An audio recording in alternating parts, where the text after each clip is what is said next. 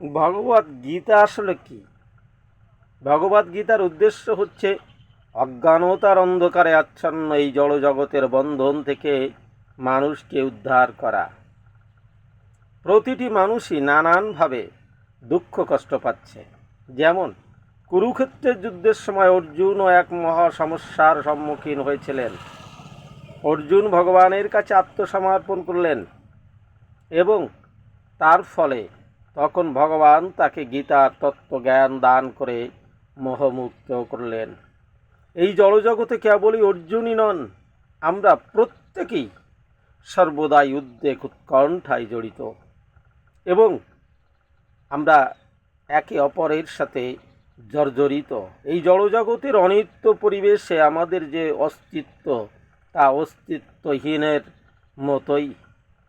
এই জড় অস্তিত্বের অনিত্যতা আমাদের ভীতি প্রদর্শন করে, কিন্তু তাতে ভীতি হওয়ার কোনো কারণ নেই। আমাদের অস্তিত্ব হচ্ছে নিত্য, কিন্তু যে কোনো কারণবশত আমরা অসৎ সত্তায় আবদ্ধ হয়ে পড়েছি। অসৎ বলতে বোঝায় যার অস্তিত্ব নেই।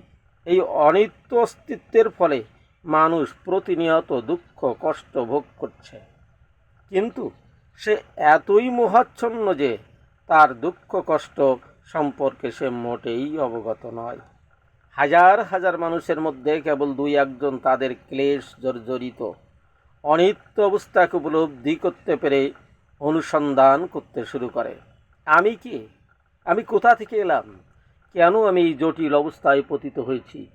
মানুষ যতক্ষণ পর্যন্ত না তার মোহাচ্ছন্ন অবস্থা কাটিয়ে ওঠে, তার দুঃখ দুর্দশা সম্পর্কে সচেতন হয়ে এই অবস্থা থেকে উদ্ধার পাওয়ার জন্য অনুসন্ধান করছে, যতক্ষণ পর্যন্ত না সে বুঝতে পারছে যে সে দুঃখ দুর্দশা চায় না, ততক্ষণ তাকে যথার্থ মানুষ বলে গণ্য করা চলে না।